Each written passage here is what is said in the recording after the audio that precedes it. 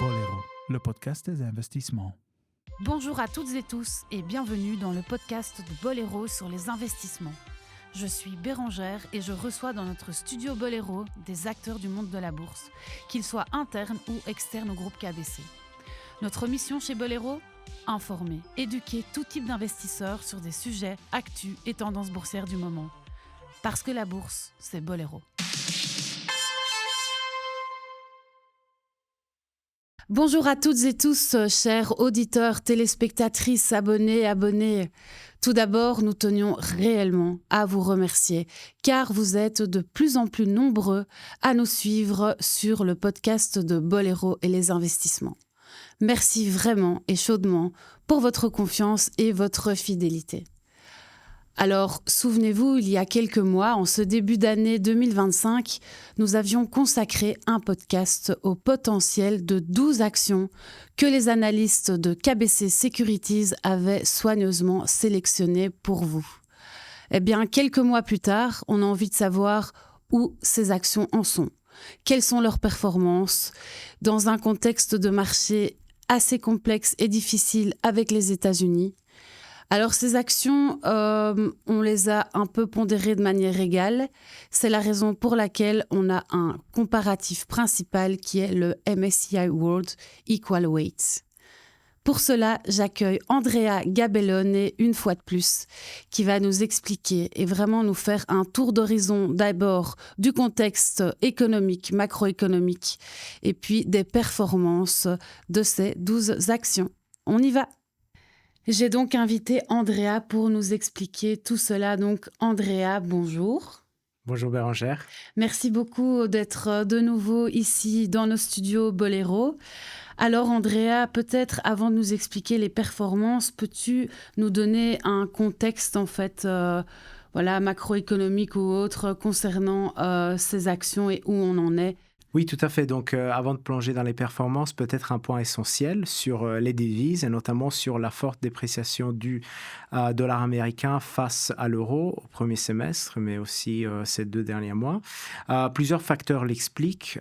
L'écartement des taux réels, les déficits américains persistants, mais aussi un appétit plus faible pour le risque américain qui est lié à l'environnement politique et budgétaire. Incertain, Donc, quoi. oui, aussi. tout à fait, exactement. Donc, quel est le résultat? Même si les actions US ont très bien performé en devises locales, localement, leur conversion en euros, qui nous intéresse bien évidemment en tant qu'investisseurs européens, a réduit mécaniquement le rendement en devises locales.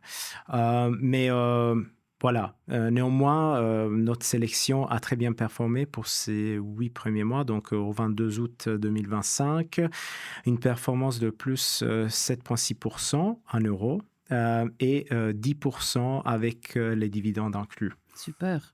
Oui, tout à fait. Donc, oui, peut-être le comparer aux index principaux mondiaux. Si l'on compare au S&P 500 en euros, le S&P 500 était à moins 4%. Le MSCI World, moins 1,3%. Donc voilà, en devise locale, quand même une belle surperformance. Bien évidemment, si on regarde les chiffres en dollars, c'est toute une autre image. Notre sélection progresse de 22% en dollars américains et 25% avec les dividendes inclus, tant que le S&P 500 progresse de 9%. Donc là aussi, si on choisit le dollar américain comme devise de comparaison, on surperforme quand même. Et du coup, on a pas mal perdu en fait par rapport à la devise. Tout à fait, oui, exactement. Donc, les actions US pour l'investisseur européen qui est intéressé par le rendement en euros a mécaniquement perdu par la conversion du dollar en euros. Voilà. Ok. Alors, quelles sont les premières actions, celles qui ont le mieux performé déjà ? On a quand même une belle sélection de titres qui ont fait des rendements à 2 chiffres. Peut-être on peut commencer par Mercado Libre, une société dans les commerces sud-américains, latino-américains, qui a poursuivi sur la vague de la numérisation en Amérique latine et la direction maintenant se concentre aussi sur la croissance de sa division du commerce électronique et qui continue à croître mieux que les attentes. La division FinTech, elle aussi, performe assez bien. Donc, un titre assez intéressant qui est d'ailleurs coté aux États-Unis. C'est un e-commerce en Amérique du Sud, mais coté Mais c'est ce que j'allais dire, parce que parfois c'est plus compliqué évidemment d'acheter ce style d'action, sauf que là elles font partie du marché américain. Alors. Exactement. Ça c'est bien. Ok. Après BNP Paribas, donc secteur banquier européen, aussi très bien performé, plus 40% sur ces 8 mois. Le bénéfice net a dépassé les attentes et il y a eu des bonnes activités, une belle performance dans les activités au détail en Europe.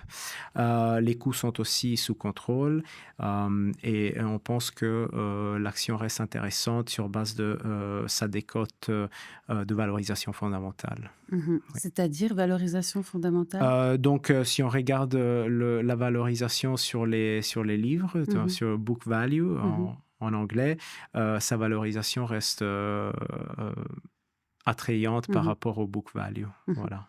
OK. Vinci, donc si on reste sur la France, Vinci a fait aussi presque plus 29%. Ils ont donné une guidance solide pour cette année et ils ont quand même une exposition assez diversifiée entre les concessions et la construction. Les flux d'investissement public, notamment en Allemagne, sont quand même quelque chose qui soutient l'activité à moyen terme et les résultats ont quand même confirmé la résilience de leur modèle de business. Peut-être passer aussi à une autre action française, Saint-Gobain, qui a aussi bien performé. Ils ont confirmé leur transformation industrielle avec des marges historiquement élevées. Ils ont eu du coup leur assemblée générale dernièrement. En fait, ils vont avoir une journée des investisseurs en octobre. Ah, donc ouais, peut-être ça, c'est plutôt le point important à venir parce qu'ils vont parler de la stratégie à moyen terme pour les prochaines années. Donc, on est en attente de cet événement, mais disons que la stratégie a payé pour le moment. Donc, voilà, les attentes sont élevées pour cet événement en octobre. Peut-être un point sur les titres français parce qu'il y a eu un petit peu de turbulence ces 2 derniers jours. Donc, l'index, le CAC 40 est sous pression dans sa globalité car il y a des troubles politiques chez nos voisins et donc, notamment Saint-Gobain, Vinci, BNP sont sous pression aussi. On pense que fondamentalement, même si, bien évidemment, il y a du risque politique lié à la France maintenant, historiquement, ces corrections du marché ont été des bonnes opportunités d'achat aussi. Donc, voilà, sur Saint-Gobain et BNP, surtout, on reste très positif à court terme. Voilà. Donc, à court terme, tu veux dire jusqu'à cette fin d'année, alors? Oui, exactement, parce que le timeline du vote potentiel en France, on va savoir quelque chose d'ici début septembre. Après, il y aura des étapes qui vont suivre. Mais voilà, même avant le vote final, peut-être les titres vont toujours être sous pression. Mais après qu'on sait un petit peu le résultat final, voilà, ça pourrait être une opportunité d'achat pour... notamment, on pense Saint-Gobain et BNP. Infineon, donc le marché des semi-conducteurs montre des signes de redressement et Infineon spécialement bénéficie du rebond de la demande à la fois du secteur automobile et électrification. Même si la visibilité reste moyenne, le carnet de commandes nous montre quand même une position positive et un avenir positif car le bas du cycle normalement a été atteint. Si l'on passe plutôt du côté des Américain. États-Unis, oui.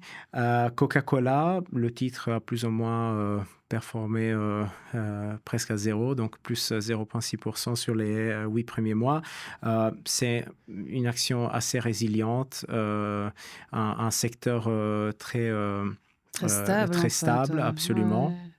Qui a montré quand même une baisse des volumes. Donc, Coca-Cola a souffert aussi d'une baisse des volumes. Mais le pricing reste vraiment fort. Donc, il a permis de, en fait, avoir des résultats assez positifs. Et leur stratégie de diversification aussi a porté ses fruits, on peut dire. Donc, en fait, c'est le valeur refuge parfait dans un marché volatile. Nvidia, tout le monde s'intéresse, veut l'acheter. Donc, tout à fait. En dollars, ça reste une des actions le mieux performantes et les plus fortes hausses de l'année. Mais en devise locale, en euros, c'est plus 11% seulement. Bon, c'est toujours une belle performance. La demande de l'IA reste explosive.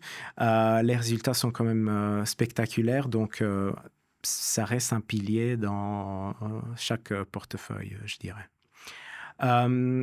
BASF, si l'on revient vers l'Europe, les résultats ont été inférieurs aux attentes. Et pour quelles raisons, tu penses? En fait, la consommation industrielle reste pas tout à fait en expansion. Donc, il y a des signes, notamment les derniers datas des PMI ont été positifs, mais c'était une surprise. Avec toutes les incertitudes géopolitiques, les entreprises ne sont pas vraiment en mesure de prendre des décisions à long terme. Et donc, des sociétés comme BASF, qui sont très liées à la performance des PMI, donc du sentiment du secteur industriel, sont toujours sous pression dans des environnements incertains du côté géopolitique. En fait, l'incertitude, ils sont défavorisés car l'incertitude, c'est le pire ennemi de l'investissement à long terme. D'un point de vue de société, je ne parle pas investissement boursier, je parle de plein de CAPEX pour une société. La certitude est importante pour prendre des décisions stratégiques. Voilà, donc BASF souffre un petit peu par ça, même si la performance, plus 13% sur les 8 mois, est tout à fait intéressante. Honorable. Oui, tout à fait, exactement.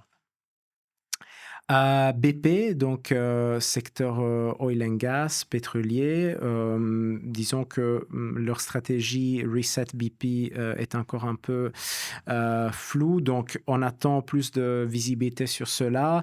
Pour le moment, le titre souffre aussi d'un environnement de prix de l'énergie qui est plus modéré. Un des intérêts du marché, en fait, aussi pour les valeurs pétrolières, donc le titre a fait moins 0,5% sur les 8 mois. Pour finir, peut-être les trois derniers titres.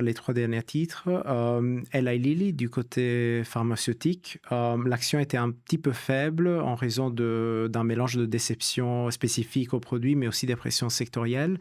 Néanmoins, on pense que Eli Lilly a quand même le portefeuille plus intéressant pour tout ce qui est obésité et diabète. Et notamment, on s'attend aussi à des datas cliniques qui vont être publiées très bientôt, qui devraient quand même soutenir l'action parce qu'on s'attend à des datas positifs, bien évidemment. Aux États-Unis toujours, Alphabet. Le titre souffre d'une pression réglementaire, notamment liée à ses activités publicitaires et notamment aussi l'intelligence artificielle qui est un petit peu perturbée par la montée en puissance de l'IA générative. Donc, la question est, est-ce que les consommateurs vont continuer à utiliser Google et recherche ou est-ce qu'ils vont se tourner plutôt vers l'IA uniquement? Donc, il y a tout un repositionnement qui est en cours chez Alphabet. Qui a sous-performé du coup oui, en fait, l'action a fait moins 7,4% en euros sur les 8 premiers mois. Le marché, en fait, s'attend à une stratégie post-search, comme on l'appelle, donc post-Google. Mais voilà, les résultats, en tout cas, étaient solides, mais il y a une perte de momentum et un peu de désintérêt du marché. Donc, une espèce de reconversion, en fait, qu'on attend de la part d'Alphabet. Tout à fait, absolument. Et pour finir, LVMH, le marché du luxe est absolument en difficulté, notamment en Chine, on le sait. Les ventes ralentissent et aussi les marges. Donc, le marché pense que les marges ont atteint le pic et que maintenant, une correction est à venir. La valorisation reste aussi quand même élevée, donc la marge de manœuvre est un peu réduite. Donc, à surveiller, je dirais. Ok, Andrea, ben donc, du coup, est-ce qu'on peut dire que le stock picking a quand même bien payé, puisque voilà, même si quelques actions n'ont pas spécialement performé par rapport à nos attentes, la plupart, ça a quand même fait un bond de 7% en pondération égale, ou de 22% si on ne tient pas compte de la conversion en devise. Tout à fait. Oui, absolument, tu as raison, Bérangère. Donc, en euros, on a affiché une performance de plus 7,6%, en dollars, plus 22%, qui a surperformé les indices mondiaux principaux, soit le MSCI World ou le S&P 500. Donc, oui, surtout dans un marché si volatile et si incertain d'un point de vue géopolitique, par exemple, on pense que le stock picking, donc la sélection d'actions, reste quand même assez importante. Oui. Super.